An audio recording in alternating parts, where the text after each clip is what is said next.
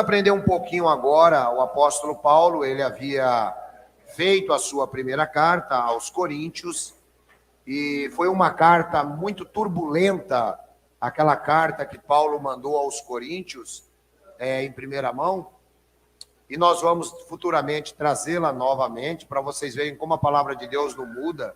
A palavra de Deus não tem mudança, pessoal. Ela tem novas revelações, mas elas não têm mudanças, tá? Então eu quero que vocês prestem bastante atenção na segunda carta, porque na segunda carta, o apóstolo Paulo, ele declara que ele já está em uma outra situação. Obrigado, querida. Obrigado, querida. O apóstolo Paulo, ele declara que ele já está em uma outra situação. A situação já está um pouco mais tranquila, tá? Ele, na sua primeira carta, uma carta bastante turbulenta, uma carta onde Paulo realmente ele apresenta só problemas na igreja de Corinto. Só tinha problema, irmãos. E eu quero trazer de novo para vocês entenderem, porque o pessoal ainda acha que existe o crente 100%, né? E aí nós vamos ver que o pessoal de Corinto, eles não eram tão 100%. Mas na segunda carta que Paulo escreve aos Coríntios, a gente acaba tendo uma outra visão. Parece até um outro Paulo escrevendo. Embora tanto o primeiro quanto o segundo aos Coríntios foram inspirados por Deus. Inspirados, não ditados. Eu acho que eu já dei essa aula de bibliologia para vocês. Inspirados, não ditados. Paulo tinha um problema nas igrejas por onde ele passava. Ele fundava a igreja. Logo, a igreja eram casas. É que a gente fala igreja e a gente ocidentaliza, né? A igreja eram casas, onde as pessoas normalmente estavam. Se a família se tornava crente, eles conversavam sobre Jesus, né? Sobre aquilo que eles tinham recebido dos apóstolos. Mas alguns falsos mestres começaram a se espalhar pela igreja. E esses falsos mestres, eles começaram a trazer vários falsos ensinamentos. E eu sempre tenho alertado aos irmãos, cuidado, para não receber falsos mestres em casa. E talvez você se surpreenda e diga, na minha casa não entra ninguém. Alguém sabe como é que os falsos mestres têm entrado dentro da casa de vocês? Quem sabe? Levanta a mão. 3 irmãos. Então, vamos lá. Pronto, está todo mundo falando pela internet. Exatamente. Os falsos mestres têm entrado dentro da casa de vocês através da internet. Então, irmãos, tomem cuidado. Tomem cuidado. Porque muitas vezes, como eu sempre digo, você não conhece o histórico daquela pessoa, a pessoa simplesmente, ela, por alguns motivos, às vezes usadas pelo próprio Satanás, às vezes por interesses próprios, acabam difundindo informações que lançam dúvida sobre a sua mente e você se desvia do foco principal, que é o Evangelho, como eu tenho ensinado. E o Evangelho creia no Senhor Jesus e será salvo tu e a tua casa. Porventura começamos outra vez a louvar-nos a nós mesmos?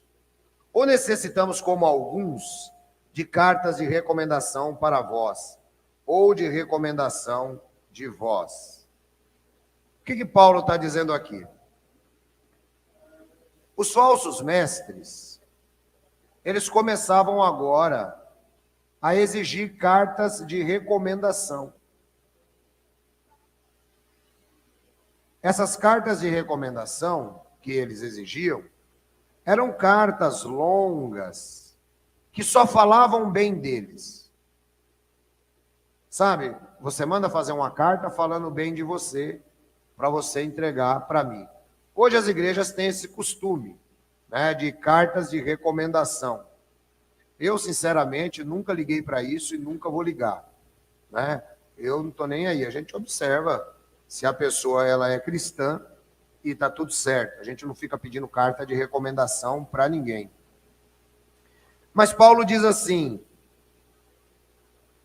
no versículo 2, vós sois a nossa carta escrita em nossos corações, conhecidas e lida por todos os homens.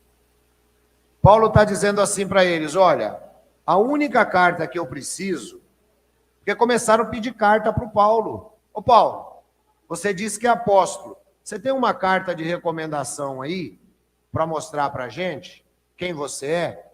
Paulo fala, eu não preciso mostrar carta de recomendação para ninguém, porque a carta de recomendação que eu tenho são vocês, conhecida e lida por todos os homens. Irmãos, aqui está um ponto muito interessante, e que aqueles que levam o evangelho a sério devem pensar, tanto de um lado quanto do outro. Eu não tenho que mandar carta de recomendação minha para ninguém. E tampouco devo ficar esperando carta de recomendação de vocês. Quem passou por outras igrejas aqui, levante a mão. Quem já passou? Todo mundo. Que dia que eu pedi carta de recomendação para vocês? Sabe por quê, irmão? Isso já é um pré-julgamento. Você tem que acreditar no irmão. Você tem que crer no irmão. Então Paulo diz, a única carta que eu necessito, na verdade, são vocês. Fui eu que passei aqui em Corinto. Tudo bem, eu deixei uma carta pesada para vocês. Eu mandei uma outra que sumiu. Mas eu não preciso ficar mandando carta de recomendação minha, pessoal, de Paulo, para vocês. Porque a minha carta, ela está escrita no coração de vocês. Vocês sabem quem vocês eram, vocês sabem qual sistema vocês pertenciam, e vocês sabem qual é o valor que vocês têm hoje em nome de Cristo Jesus. Então vocês sabem quem são vocês, e eu também sei quem são vocês. Então vamos tirar fora esse negócio que esses falsos mestres estão ensinando. Versículo 3. Porque já é manifesto que vós sois a carta de Cristo, ministrada por nós, e escrita não com tinta, mas com o Espírito do Deus vivo, não em tábuas de pedras, mas nas tábuas de carne do coração. E é por Cristo que nós temos tal confiança. Veja que Paulo, ele traz inclusive uma fala aqui muito parecida com a que eu trouxe sobre a ceia do Senhor. E olha só, irmãos, a profundidade desse texto e a ajuda que você tem da própria palavra de Deus para compreender. Ele faz uma comparação. Ele diz que nós somos as cartas. Então diga comigo, eu sou a carta. Você é a carta de Cristo escrita, não com tinta e em letras de pedra. Qual foi a parte da Bíblia que foi escrita com letras em pedras? Quantos irmãos sabem? Levante a mão. Levante a mão. Quantos irmãos sabem? Os 10 mandamentos. É a única parte da Bíblia que foi escrita com letras em pedras. Não tem outra. A própria Bíblia dá esse testemunho. Então Paulo agora passa a fazer uma comparação. Já é manifesto que sois a carta de Cristo, ministrada por nós, e escrita não com tinta, mas com o Espírito do Deus vivo, não em tábuas de pedra, mas nas tábuas de carne do coração. Paulo abrange aqui os 10 mandamentos, e Paulo abrange as 603 leis, porque junto com os 10 mandamentos dava 613. Paulo abrange aqui, não escrita com tinta, foi escrita no papel, 603, mais 10 escritas em pedra. Ele diz assim, a gente não precisa disso aí. Por quê? Todos os mandamentos do Antigo Testamento, prestem atenção nisso e guardem isso, porque até hoje tem irmão querendo guardar sábado. Tem irmão tentando praticar obras do Antigo Testamento. E é aqui que está um problema seríssimo. Qualquer obra do Antigo Testamento, e eu acho muito engraçado, e se tiver apologista me assistindo pela internet, pode me criticar. Eu acho engraçado. O pessoal bate no sábado. Bate no sábado. Oh, que é isso? Sábado. Criticam os adventistas por causa do sábado. E que estão errados em guardar o sábado. Biblicamente falando, sim. Mas tem outros preceitos agarradinhos do sábado, que grande parte, para não dizer quase 100% das igrejas cristãs, todas praticam. Porque lhes é conveniente. Então, como é conveniente, a gente faz. O que não é conveniente, a gente tira. Mas Paulo fala não. Paulo fala assim, não.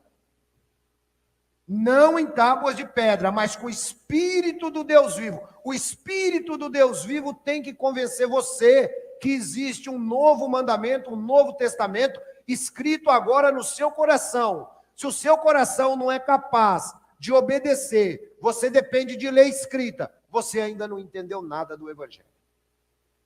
Quem entendeu o que eu estou falando? Então, esse pastor, ele está jogando o Velho Testamento pelo ralo. De jeito nenhum. Eu faço como disse Paulo, todas as coisas escritas outroras foram escritas para a nossa instrução. Não foram escritas para você guardar a lei. Foram escritas para a nossa instrução. Quantas vezes eu já preguei o Velho Testamento aqui? Pouquíssimas. Quando eu vejo que Deus me dá uma palavra de instrução no Velho Testamento, eu venho e prego. Mas eu nunca usei o Velho Testamento aqui para colocar cabresto em vocês. Porque eu tento ensinar para vocês exatamente isso que o apóstolo Paulo, ele está ensinando. Que vocês são as cartas de Cristo e escritas com o Espírito de Deus. É o Espírito Santo que trabalha no seu coração. Quando o Espírito Santo começa a trabalhar no seu coração, você diz, isso aqui está certo, não precisa lei para te dizer, isso aqui está errado, isso aqui está mais ou menos. Isso é o Espírito Santo trabalhando. Não significa que, às vezes, você não vai errar. Ah, eu errei, então não tem o Espírito Santo. Não, irmão. Você tem o Espírito Santo, mas você é carne e osso. Normal. Normal. E todos nós, mesmo tendo o Espírito Santo, se vacilarmos, às vezes a gente erra sim. Mas o ponto não é esse. O ponto é que você não precisa de lei para te dizer o que você tem que fazer. E tirem uma base pelo que eu vos ensino. Que dia que eu disse para vocês, vocês têm que fazer isso, vocês têm que fazer aquilo, tem que fazer? Que dia? Não. Porque Jesus, pelo sangue derramado na cruz do Calvário, ele instituiu um novo mandamento. E lá em João 14 ele diz assim, eu vou embora. É necessário que eu vá. Porque senão, tudo que eu falei para vocês vai ficar nas palavras. É necessário que venha o Espírito do Deus vivo. Para quê? Para assinar no seu coração que você foi comprado e remido pelo sangue do Cordeiro. É o Espírito Santo que assina, irmão. E é por isso que nós temos tal confiança em Cristo. Olha, a gente não precisa de carta de recomendação de ninguém. A gente não precisa seguir as 613 leis. A gente não precisa de nada disso. Então, qualquer lei. Quem entendeu subjetivamente aí o que eu estou falando, qualquer lei? Quem entendeu, levanta a mão. Alguns irmãos, né? Depois, em particular, vocês podem pensar um pouquinho. Quando eu digo qualquer lei, é qualquer lei. Qualquer lei do Antigo Testamento, presta atenção que eu vou te dizer. Qualquer lei, seja ela qualquer lei, que você no Antigo Testamento tenta obedecer, você está pisando o sangue de Cristo na cruz do Calvário. Qualquer uma delas que você tentar obedecer.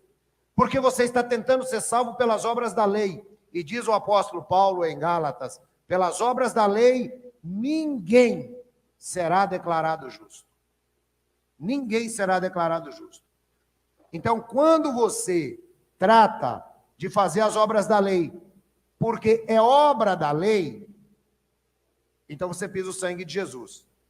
Pastor, mas tem um assunto que é meu e de Deus, e aí eu não quero que ninguém se interfira. Eu não estou cumprindo a obra da lei, mas é eu e Deus. Eu quero fazer assim, eu aprendi assim, então faça. Faça sabendo o que você está fazendo entre você e Deus, e você não está fazendo por obrigação de cumprir a lei. Deu para os irmãos entenderem? Eu conheci um irmão, por exemplo, dia de sábado ele não trabalhava, ele não fazia nada.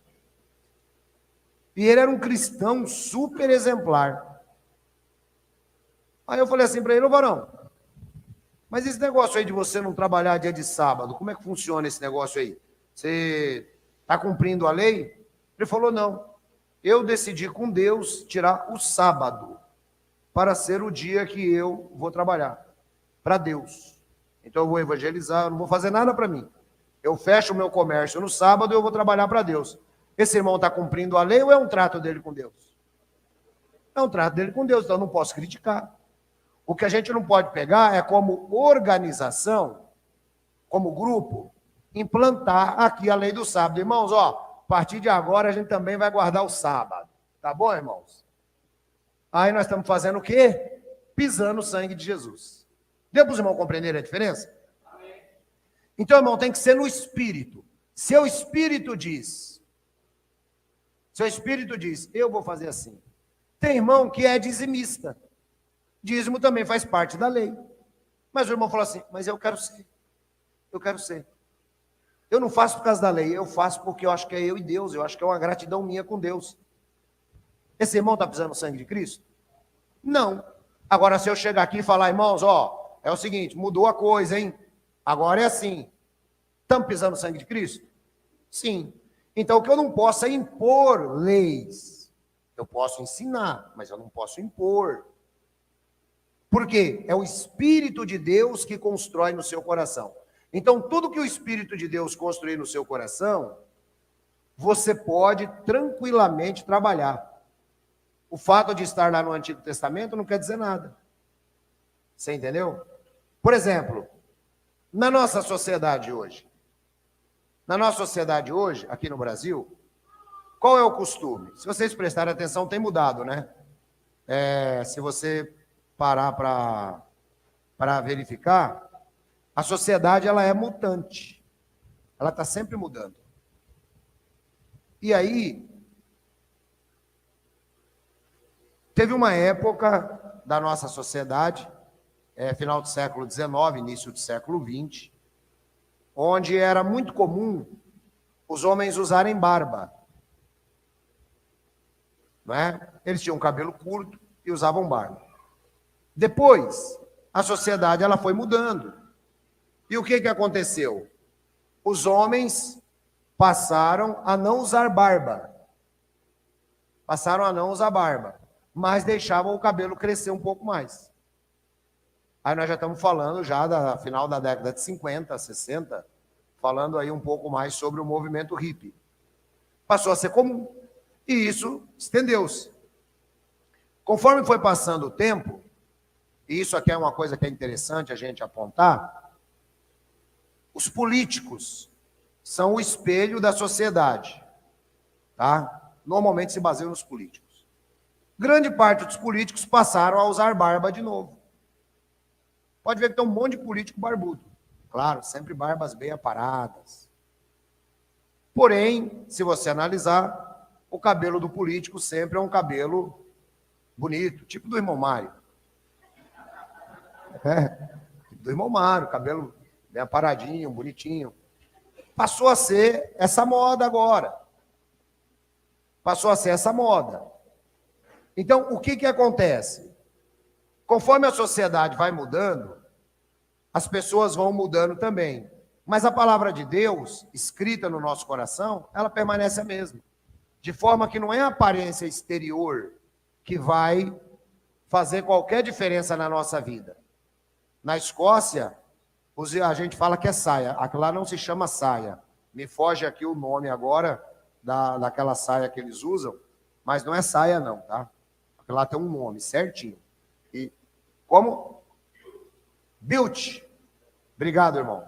Então eles usam o bilt, tá? Que não é saia não. Kilt. Obrigado. Não é saia não. Mas imagine, por exemplo, que chega um irmão escocês aqui, usando aquela roupa. O que nós vamos fazer? O irmão está usando saia. Mas imagine que eu vá lá de terno e gravata na igreja deles. Está todo mundo, eles vão dizer, esse irmão inflige os nossos costumes. Vocês entendem? Então, nada disso conta perante Deus. O que conta perante Deus é o que está escrito no seu coração. É a assinatura que o Espírito Santo colocou. É o selo do Espírito. É isso que o pessoal não entende. O selo do Espírito. E é por isso também que eu ensino que crente não perde a salvação. Porque uma vez que o Espírito escreveu no seu coração, você está selado, você está salvo, em nome de Jesus. Ninguém tira isso mais do seu coração. Está escrito. Foi ele que escreveu. E essa tal confiança nós temos em Deus por Cristo. Se você não tiver essa confiança, eu lamento muito pela sua vida. Versículo 5. Não que sejamos capazes por nós mesmos de pensar alguma coisa, como de nós mesmos, mas a nossa capacidade vem de Deus, o qual também nos fez capazes de ser ministros de um novo testamento, não da letra, mas do Espírito. Porque a letra mata e o Espírito vivifica. Irmãos, olha só que legal isso aqui. É por Cristo que nós temos tal confiança. Só que essa confiança, ela não vem da nossa capacidade. Não é porque eu quero crer assim. Isso é espontâneo. Algum irmão já se forçou a crer em Cristo? Eu tenho que crer em Cristo, eu tenho que crer em Cristo. Algum de vocês já fez isso aí? Não. Porque isso daí não vem da sua capacidade. Não é você que produz isso.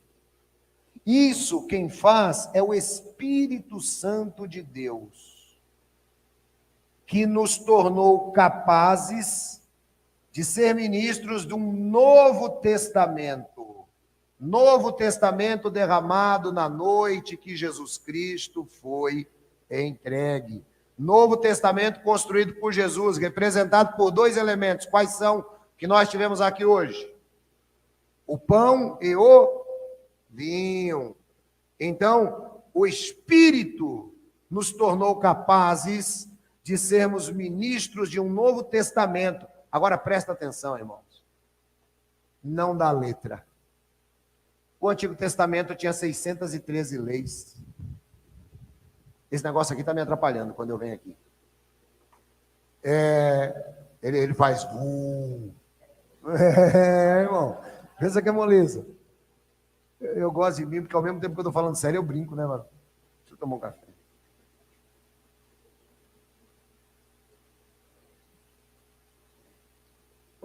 E você percebe que as nomenclaturas, para mim, têm pouca importância. Chama-se o ventilador, mas eu falo que é esse negócio. Então, pessoal, conforme eu estava falando aqui a história, olha, ele nos habilitou para sermos ministros de um novo testamento, tá? Agora aqui eu quero que vocês prestem bem atenção em uma coisa. Paulo está escrevendo para quem? Essa carta aqui é para quem? Coríntios. Corinto na península do Peloponeso. Corinto, cidade pagã. Corinto, cidade com templo de Zeus, de Afrodite. Que primeiro aos Coríntios é terrível quando a gente lê. O pessoal tudo envolto em idolatria, problemas, todo mundo cheio de problema. Mas Paulo está escrevendo para eles. E Paulo não está dizendo aqui que eles eram ungidos pelo Espírito Santo. Paulo não está dizendo para eles aqui que eles eram de uma elite seleta. Paulo não está dizendo para eles aqui que eles eram de um grupo de 144 mil. Paulo está falando com gente gentílica, gente que tinha costume, como dizer, falando sobre os cretenses, piores do que feras.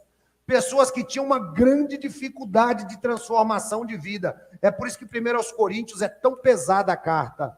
Eles tinham uma grande dificuldade. Aí Paulo diz assim, ele nos tornou, vocês, coríntios, vocês que eram como feras, vocês que estavam cheios de problema na primeira carta que eu escrevi para vocês, vocês tinham problema de levar gente no juízo, vocês tinham problema de fornicação, vocês tinham problema de idolatria, vocês tinham problema de briga, vocês tinham tudo que é problema. Mas ele fez de vocês, coríntios, e de mim, ministros de um novo testamento, pelo sangue de Jesus. É isso que a gente tem que entender, irmãos. A transformação que o Espírito produz nas nossas vidas, ela é gradativa. É devagar. É devagarinho. E não adianta lembrar do Martinho da Vida. É devagar, devagarinho. Não precisa ter pressa. Não precisa correr. Mas ele te fez ministro de um novo testamento. Então diga, eu sou ministro de um novo testamento. E você é ministro de um novo testamento, não da letra. Você não tem que basear mais no Antigo Testamento. Acabou. Você não tem que pegar o Antigo Testamento e ficar... Não tem irmão que fica louco, eu já falei isso aí. No meu tempo de criança, e faz pouquinho tempo, no meu tempo de criança, acontecia o seguinte, irmão. Eu ouvia dizer que tinha gente que lia a Bíblia e ficava doido. Alguém chegou a ouvir isso aí também? Antigamente falava isso aí, né, irmã? Né? O irmão também, a irmã. Lia a Bíblia e ficava louco. Por que o cara ficava louco? Porque não sabia nada disso aqui que eu estou ensinando para vocês. O cara pega o Antigo Testamento, tem uns negócios no Antigo Testamento que é muito louco, se você for ver. Os negócios do Antigo Testamento, irmão, que não tem nada a ver. É dentro da sociedade oriental, eram costumes da sociedade oriental, do Antigo Oriente Próximo, que não tem nada a ver com a gente aqui. Você entendeu? Você imagina Deus só lá para um Abraão, pega teu filho e vai lá e sacrifica teu filho. Oh, esse cara tá louco. Eu não vou fazer isso aí, não. Eu não tenho coragem de fazer isso aí nem com o Frederico, que é um passarinho, mas ele pensa que é gente. Mas você imagina, ele nos tornou ministros de um novo testamento, não da letra. Vocês estão entendendo por que eu prego tão pouco o Antigo Testamento? Deu para os irmãos compreenderem? É por causa disso, irmão. Quando eu prego porque tem lições que a gente precisa. Mas, não entendendo, e outra, eu não prego porque eu gosto. Eu prego pela direção de Deus. E tudo que eu falo aqui para vocês, eu prego pela direção de Deus. Se você achar que eu fiquei na minha casa a noite toda preparando isso aqui para pregar, você pode esquecer. Pode esquecer isso aí. Não faço isso. Porque isso daí eu já fiz muito quando eu era sectário. Ficava preparando. Não. Quem tem que atingir o coração de vocês na pregação, não sou eu. É Deus. E quem está sendo edificado por essa pregação, dá um amém. É Deus que está falando com vocês, irmão, não é eu. Da minha fala, isso aqui pode esquecer tudo. Isso aqui depois eu vou ouvir tudinho para me aprender, tudo que eu estou falando para vocês. Eu faço isso todos os domingos. E aí ele diz assim, ó, não da letra, mas do Espírito, porque a letra mata, mas o Espírito vivifica. Por que a letra matava? Porque é o seguinte, pega o Antigo Testamento. Tem uma linha amarela, aí Deus falava assim, se andar fora da linha amarela, vai ser apedrejado. Quem que matava? A letra. Então é por isso que o texto diz a letra mata. Tem uma seita hoje famosa, aqui no Brasil, que eles não leem a Bíblia. Eles não leem, porque eles leram esse texto. Quando você vai falar alguma coisa com eles, aí eles dizem assim, não, irmão, a paz de Deus. A letra mata, mas o Espírito vivifica. Então, a gente tem que ficar no Espírito só. E aí foi muito interessante, que tem um amigo meu, ele é meio... muita gente boa, mas ele é meio nó cego, né? Um dia ele estava num lugar que não tinha igreja. Ele era pentecostal. E não tinha igreja nesse local. Só tinha essa igreja dessa seita. E ele, no começo da vida cristã, muito fervoroso, ele falou, eu vou lá. Pôs o terninho, colocou a Bíblia debaixo do braço e foi lá. Chegou lá, aí o pessoal falou para ele, assim, ô irmão, paz de Deus, tal, não sei mais o quê, não sei mais o quê. Ele entrou lá, sentou do lado dos homens, e aí o obreiro que estava dirigindo o culto falou, quem está com a palavra hoje? Ah, ele não pensou duas vezes, era ele. Ele falou, sou eu. Ele nunca tinha nem ido lá. Ele falou, sou eu que estou com a palavra. Aí ele foi lá, disse que fez uma pregação daquelas nível pentecostal, que ele já sabia fazer. Quando acabou, o irmão falou, ó, irmão, Deus usando o irmão, qual é a mesma igreja que o irmão é? Aí ele falou para o irmão, termina aí, daqui a pouco nós conversamos. Aí disse que enquanto o irmão terminava, ele levantou e foi embora, sumiu, porque ele não era daquela igreja lá, né? Ou seja, ele não tinha nem que estar lá, não tinha que pregar lá, ele não tinha que fazer nada lá, ele não tinha nem que ter ido lá. Então, às vezes o pessoal tem esse negócio, irmão, de não estudar e achar que Deus vai dar a palavra naquele momento sem estudar. Não. Por que eu não preparo nada para vocês? Porque eu já estudei o suficiente para o Espírito Santo me fazer lembrar o que eu estou ensinando. O Espírito Santo fala assim, eu vou fazer vocês lembrarem. Tá? E a gente não para de estudar, a gente está estudando eternamente. Então, se você não estudar, não adianta. E não adianta achismo. Aí, eu acho que esse texto diz isso. Tudo que eu explico para vocês, se você entrar, procurar os melhores comentaristas cristãos, tudo que eu falo, você vai ver que eles falam a mesma coisa, porque é a mesma escola. Então, o que acontece?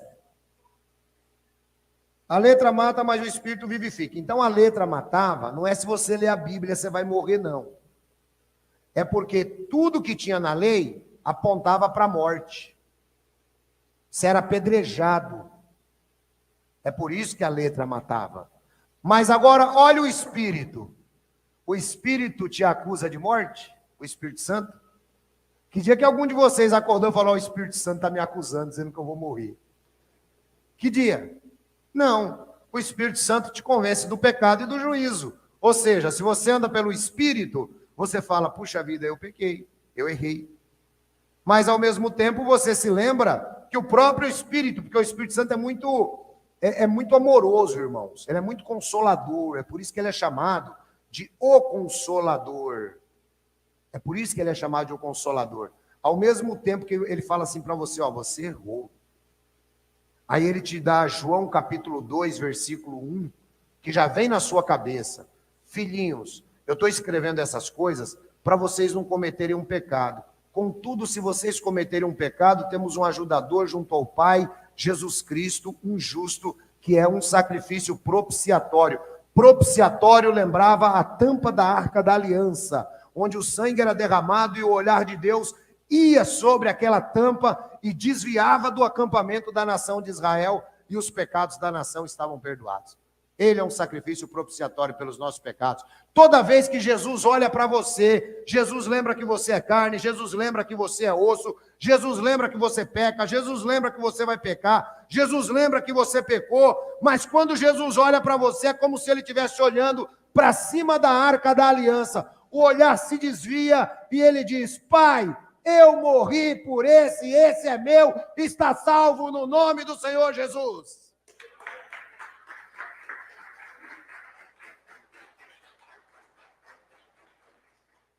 Toda vez que Deus olha para você, irmão, Deus olha para o propiciatório. O propiciatório aqui agora se torna o sangue de Jesus sobre a sua vida. Toda vez que Deus olha para você, ele fala assim, está perdoado em nome de Jesus. Aí o diabo fica bravo, né? Porque o diabo é o acusador dos nossos irmãos. Você vai perdoar mesmo? Aí entra Romanos 8. Quem levantará acusação contra os escolhidos de Deus, se é Deus quem os justifica? Você foi justificado pelo nome de Jesus. Então, esse é o Novo Testamento. Esse é o testamento que o Espírito dá no seu coração. Esse é o testamento não da letra. 7. E se o ministério da morte, Antigo Testamento, 613 leis. Se o ministério da morte gravado com letras em pedras, qual foi o texto gravado com letras em pedras, pessoal? Os 10 mandamentos. Se o ministério da morte gravado com letras em pedras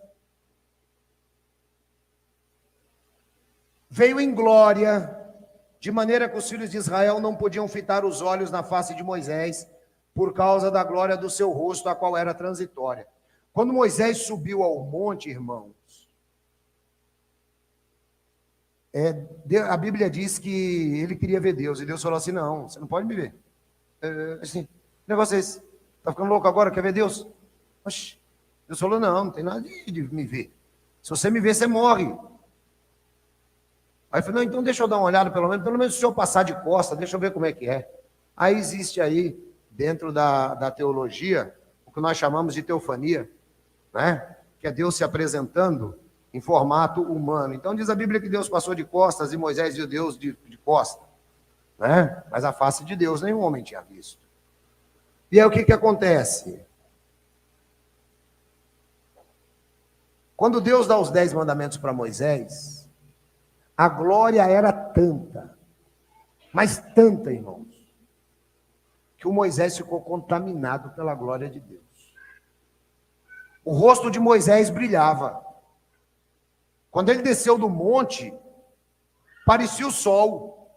Ninguém conseguia olhar para o rosto de Moisés, por conta da glória de Deus. Aí Moisés teve que colocar um véu. Irmãos, dá uma olhada no que nós estamos falando. A glória que o Antigo Testamento chegou. Mas agora ele diz que a glória do Espírito é muito maior. Presta atenção. Ministério gravado com letras em pedras veio em glória, de maneira que os filhos de Israel não podiam fitar os olhos na face de Moisés por causa do seu rosto, que era transitória. Ou seja, aquilo era passageiro.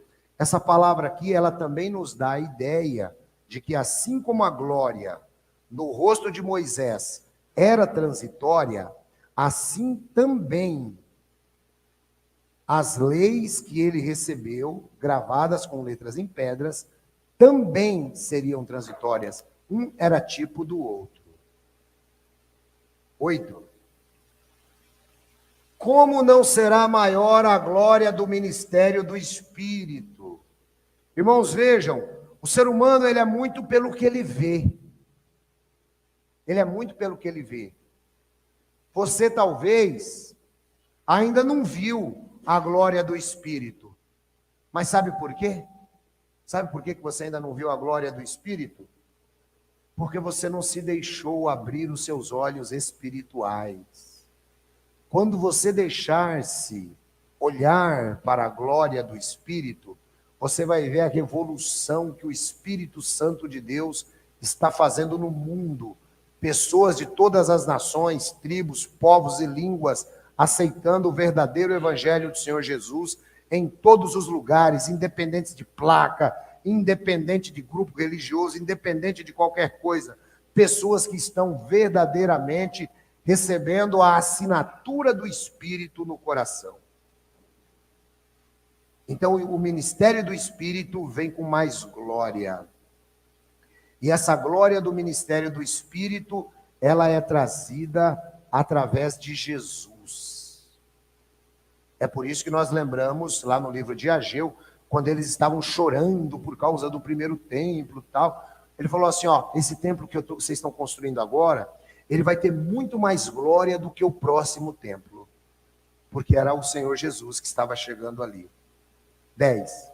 Porque também o que foi glorificado nesta parte, não foi glorificado por causa desta excelente glória. Olha só que coisa interessante, irmãos. O que foi glorificado nessa parte, Antigo Testamento, com suas leis, com seus 10 mandamentos, não foi glorificado por causa desta excelente glória. Ou seja, aquilo tudo que Deus faz no Antigo Testamento era transitório. Sabe por quê, irmãos? É que é assim, se você lesse, eu até estou terminando a história, eu estou querendo fazer pós-graduação em Antigo Testamento, que eu acho muito legal a história do Antigo Testamento. E é uma coisa assim que você consegue analisar o tratar de Deus com o ser humano, com o homem, sabe? O tratar de Deus com o homem. E se Deus fosse tratar, irmãos, o homem do jeito que está no Velho Testamento, sabe o que tinha acontecido antes de Jesus chegar na Terra? Não tinha nenhum ser humano. Porque o negócio era rígido. Irmão, o negócio era tão rígido que Deus no Antigo Testamento, Deus dá inclusive dicas que eram ordens, tá? A gente fala dica para a gente ser bonzinho. Eram ordens, né? De limpeza. Como que a pessoa tinha que fazer a sua própria higiene pessoal. Sabe? Tinha normas. Ele dizia, por exemplo, em Deuteronômio, que se o cidadão, ele, por acaso, viesse a evacuar no meio do acampamento e não limpasse aquilo, ele ia ser morto. Por quê? Porque Deus estava preservando pela nação. Então ele tinha que evacuar, ele tinha que arrumar um banheiro lá fora do acampamento. Vai lá no meio do mato, porque não tem saneamento público ainda. Vai lá no meio do mato, porque senão a coisa vai ficar difícil do seu lado. Então você imagina, irmãos, Deus está lidando com gente que não tinha nada da tecnologia que nós temos, não tinha a infraestrutura que nós temos, não tinha a educação que nós temos, a educação ocidental, que veio através do cristianismo. Não tinha nada, não tinha nada. Sabe o que é nada? Nada, nada, nada, nada. E Deus está tratando com esse pessoal. Agora, se Deus fosse pegar no pé da letra, mesmo com eles, Deus matava todo mundo. Deus matava todo mundo. Que era o único jeito que tinha. Não tem hora que a gente fala assim, só matando? É, tem mãe que fala, né? Tem mãe e pai que fala para o filho, só matando. de tanta dificuldade que é às vezes, né? Então, imagina Deus. Imagina Deus. Então, aquilo veio em glória, mas era transitório. Muito mais glória está o que permanece. Irmãos, presta comigo atenção. Olha a ação do Espírito Santo de Deus.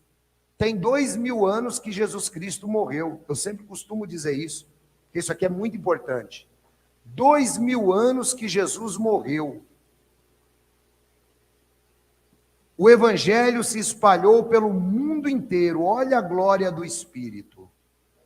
O Evangelho se espalhou pelo mundo inteiro. Nós estamos a 14 mil quilômetros de Jerusalém. E nós cremos que Deus o ressuscitou dentre os mortos. Quem é que convenceu isso no seu coração? Foi eu? Foi o Espírito Santo de Deus. Esse é o maior testemunho de que você está salvo. Esse é o maior testemunho de que você está salvo. Porque se com o teu coração creres, e com a tua boca confessares, se com o teu coração creres que Deus o ressuscitou dentre os mortos, e com a tua boca confessares que Ele é o Senhor, será salvo. Isso é o Espírito Santo de Deus que fez, irmão. Nós não temos nem noção onde é Jerusalém. Então, se nós fôssemos agir pela lógica, eu não sei onde é isso, caso que aconteceu há 2000 anos atrás, e por que eu tenho essa fé? Por que eu creio? Por que eu estou aqui dia de domingo na internet assistindo e aprendendo? Por que eu estou aqui reunido assistindo e aprendendo? Porque você tem fé. E essa fé é a fé que o Espírito Santo de Deus fez permanecer no mundo em 2000 anos de história. 12. Tendo, pois, tal esperança, usamos de muita ousadia no falar. Não somos como Moisés, que punha um véu sobre a sua face, para que os filhos de Israel não olhassem firmemente para o fim daquilo que era transitório. É interessante, né, irmãos? Paulo diz assim, nós, apóstolos, temos muito mais ousadia para falar. E olha que o Paulo realmente é ousado na fala. Temos muito mais ousadia para falar. E essa fala que nós temos, ela é muito melhor, porque o Moisés ele tinha que cobrir o rosto. por causa da glória que estava sendo eliminada. Porque imagine, né? Moisés desceu, ele era o cara. Aparecia o sol, mas aquilo ia acabar. Então Moisés, ele cobre o rosto. Paulo fala, a gente não precisa cobrir o rosto, não. A gente não precisa cobrir o rosto, porque o que nós estamos pregando aqui para vocês hoje não é transitório. O que nós estamos pregando para vocês não vai terminar, vai continuar, porque o sacrifício de Jesus é eterno. Versículo 14. Mas os seus sentidos foram endurecidos, porque até hoje, o mesmo véu está por se levantar na lição do Velho Testamento, o qual foi por Cristo. Eu preguei alguma coisa diferente do Evangelho? Aboliu, irmão, acabou. Você vai seguir o que está abolido? Para quê? É a mesma coisa de querer comer comida vencida. Venceu em Cristo. Quem tenta seguir Velho Testamento hoje, está pisando no sacrifício de Jesus. É simples assim. Velho Testamento serve de lição para nós? Sim. Tem princípios importantes? Tem. Podemos ler? Devemos. Devemos seguir as leis do Antigo Testamento? Nunca, jamais. Deu para compreender? É o que Paulo está dizendo. Senão você tenta ficar olhando de novo para o rosto de Moisés com aquele véu. Você tem que olhar para Cristo crucificado na cruz do Calvário, derramando sangue pelos seus pecados, morrendo, aliás, ressuscitando segundo as Escrituras ao terceiro dia, e assunto ao céu no 40º dia, comparecendo perante a pessoa do Pai, para indicar o sacrifício do perdão de todos os nossos pecados, nos justificar e nos adotar como filhos de Deus. E uma vez adotados como filhos de Deus, somos herdeiros de Deus e co-herdeiros de Cristo. É para isso que nós temos que olhar, para o Novo Testamento que nós participamos. Agora olha que coisa interessante, irmãos. E até hoje, quando é lido Moisés, o véu está posto sobre o coração deles. Até hoje, quando eles leem Moisés, eles ainda estão com aquele medo. Eu tenho que guardar o sábado. Eu tenho que fazer isso, eu tenho que fazer aquilo. Eu desafio esses guardadores de sábado do dia de hoje a pegarem o Antigo Testamento e começarem a cumprir as 613 leis. Mas como eles não conseguem, eles disfarçam. Eles falam, não, é porque nós tínhamos leis morais, é porque nós tínhamos leis cerimoniais, é porque nós tínhamos leis dietéticas, é porque nós tínhamos leis de saúde. Não tinha lei nenhuma, eram 613 leis, e essas 613 leis foram abolidas em Cristo. Não adianta querer cobrir o coração com um véu, não adianta querer cobrir o sol com a peneira. Só vai resolver o problema dele, sabe quando? Próximo. Mas quando se converterem ao Senhor, o véu se tirará. Só quando se converter ao Senhor, aí o véu cai de vez.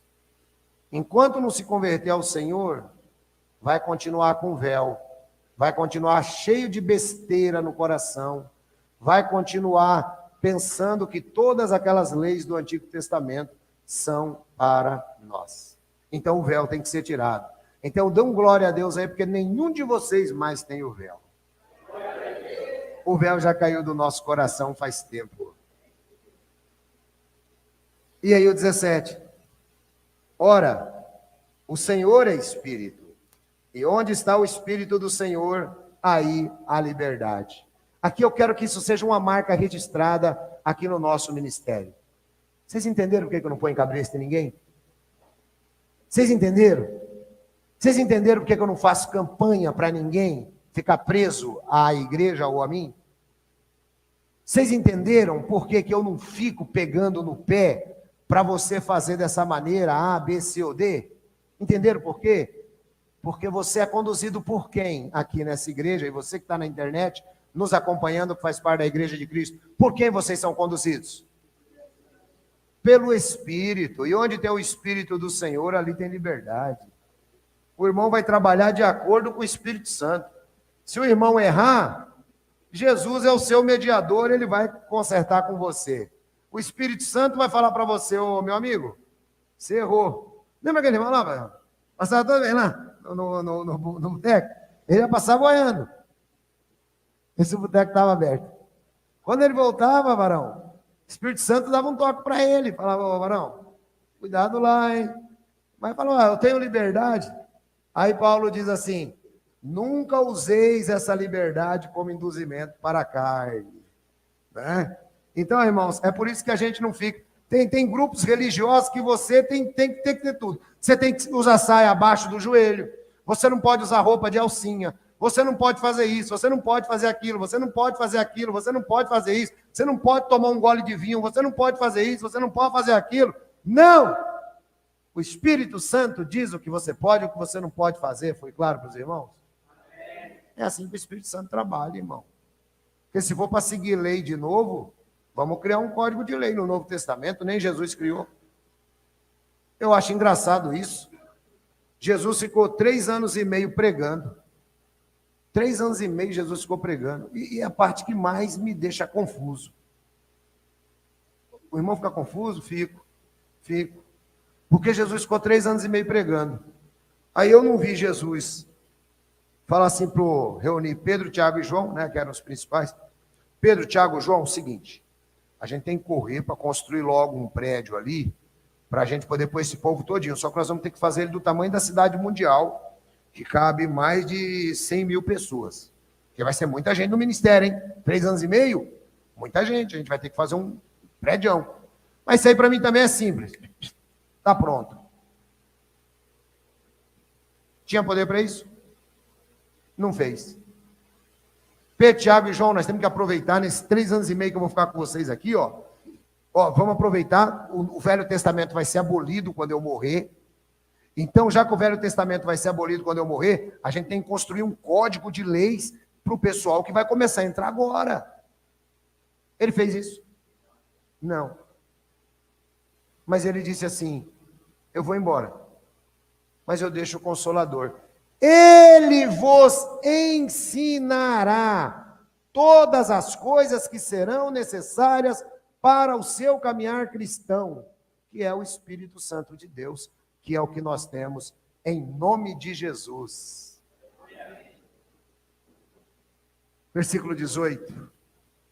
Mas todos nós, com a cara descoberta, refletindo como um espelho a glória do Senhor, somos transformados de glória em glória na mesma imagem pelo Espírito do Senhor.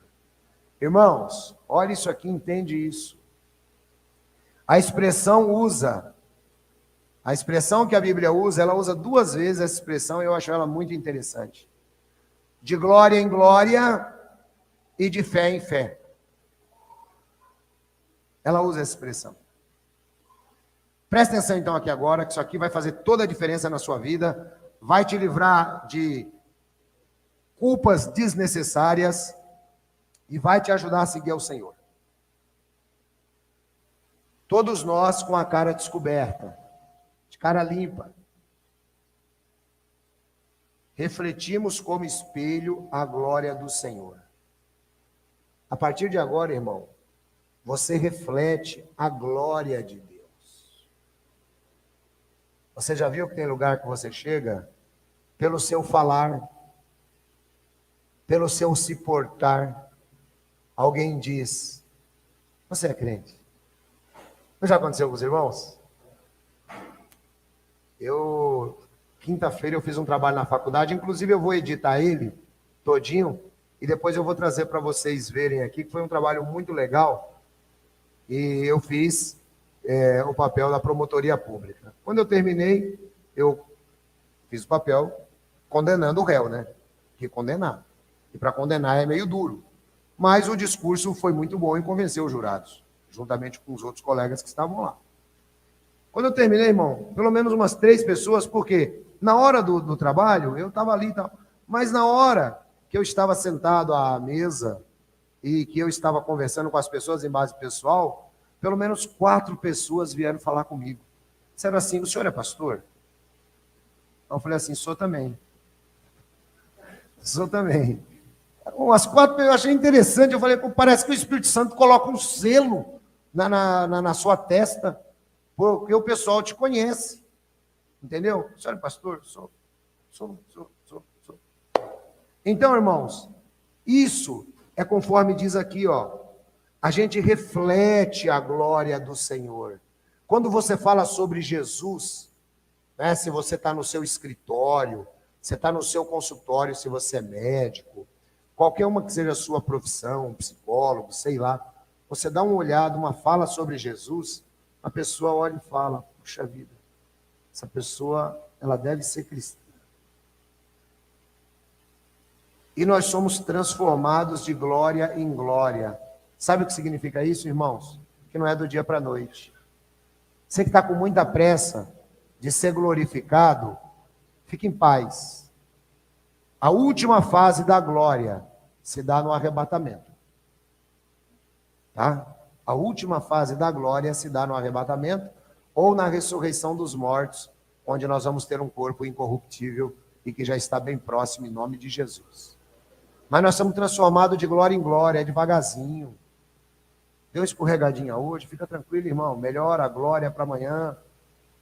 Vai para depois de amanhã. Vai para depois de amanhã. Sabe? Enquanto existe vida, existe esperança para o cristão. E se o cristão morrer, ele morreu dentro da esperança e está salvo. De modo que, se nós esperarmos em Cristo nesta vida e na outra, nós somos os mais felizes de todos os homens. Pode avisar a irmã que mais 5 minutos eu termino, já para ela preparar as crianças. Então, nós somos os mais felizes de todos os homens, porque nós somos transformados de glória em glória. O que passou ontem, irmão, o que passou ontem, esquece, você não conseguiu atingir a glória ontem, atinja hoje. Atinja hoje. Tem irmão que vive muito preocupado com o passado. Tem irmão que vive muito preocupado. Irmão, coloca uma coisa na sua cabeça. O diabo é que tenta te acusar. Esses pensamentos idiotas que vêm na sua cabeça é o diabo que coloca. É o diabo que fica colocando. Sabe para quê? Para te desanimar. Para você não falar de Jesus. Porque ele sabe que se você falar de Jesus para alguém, você vai descobrir mais alguém que é salvo. Porque tem muita gente salvo, irmão, na face da terra, que a gente não sabe. E que às vezes nem ele sabe que é salvo. Mas quando o evangelho é falado para ele, que desperta-se nele o evangelho, manifesta-se a salvação e a glória de Deus na vida daquela pessoa. E é por isso que nós temos que falar. E o diabo não quer que você fale. Ele quer que você fique quieto, ele quer que você fique assim. Eu vou ficar quieto aqui porque... de repente, né? Vai que essa pessoa me conhece. E ele quer que você não fale do evangelho. É simples assim, ele quer colocar vergonha na sua cara para você não falar do evangelho. Aí eu não posso falar do evangelho porque eu estou aqui na escola. Já pensou que os meus colegas de escola vão pensar? Não é? Então, irmãos, nós temos que entender que a nossa transformação é de fé em fé. A fé vai aumentando hoje, ela aumenta amanhã, ela aumenta depois de amanhã. E de glória em glória, você entendeu? É devagarzinho, é com calma, é com tranquilidade, é lembrando que você é ser humano. É ser humano, irmão. Para e pensa num ser humano. Sabe o que eu recomendo para vocês, quando você tiver problema, nesse aspecto, de repente, puxa vida, que coisa chata, tal. Esses dias eu recebi uma pergunta de uma irmã, mandei 3 textos para ela. Mandei 1 de João, capítulo 3, versículo 19 e 20. Ali diz que nós estamos em uma situação em que nós estamos juntos com o verdadeiro. O verdadeiro é Jesus Cristo. E ele diz assim, e nisto nós asseguramos o nosso coração perante Deus, quanto a tudo que o nosso coração possa nos condenar. Nós asseguramos o nosso coração diante de Deus, porque o seu coração, irmão, o meu coração, ele é traiçoeiro. O nosso coração, muitas vezes, Satanás ele usa para nos condenar. O coração, ele é traiçoeiro, irmão. Você já parou para pensar em andar com alguém traiçoeiro do lado? O cara tem uma faca e você sabe que ele é traiçoeiro. E vocês estão caminhando. Dali a pouco pode acontecer o que com você? Tomar uma facada. Ué, o cara é traiçoeiro, está andando com você. Nosso coração é desse jeito, irmãos. Nosso coração é assim. Ele é todo cheio de querer ficar criando dúvida na nossa cabeça. Ai, mas será que é isso mesmo? Será que eu vou para o céu? Será que eu vou para o inferno? Será que eu vou ficar na terra? O que será que vai acontecer comigo? E aí eu digo assim, irmão, pensa assim, ó, eu estou com Jesus, e com Jesus no barco, tudo vai muito bem. O que ele quiser fazer comigo, irmão, depois da morte, isso aí é problema dele, eu não tenho nada a ver. Uma coisa eu garanto, não que eu já tenha recebido, mas eu me esforço ao máximo para receber a coroa da vida, porque salvo eu já estou em nome de Jesus. E vocês também já estão. Mas eu digo uma coisa para vocês, irmãos. Eu vou dizer uma coisa para vocês. Nunca deixe seu coração te condenar. Seu coração é traiçoeiro. Jeremias 17:9. O coração é traiçoeiro e é mais traiçoeiro do que qualquer outra coisa. E ele está desesperado para te dar rasteira. Sabia disso? O coração está doidinho para te dar rasteira, irmão. E você está lá. Ai, pastor, eu senti no meu coração. Irmão, quando você sentir no coração, lembra desse amigo que está andando do seu lado com a faca nas costas. Ele está só esperando o momento para te dar uma. E o seu coração faz a mesma coisa. Então, deixe-se ser transformado de glória em glória. Deixe-se ser transformado pelo Espírito de Deus. Esqueça o velho código e prossiga firme na carreira da vida que Deus prometeu a todos aqueles que o amam. Deus abençoe vocês.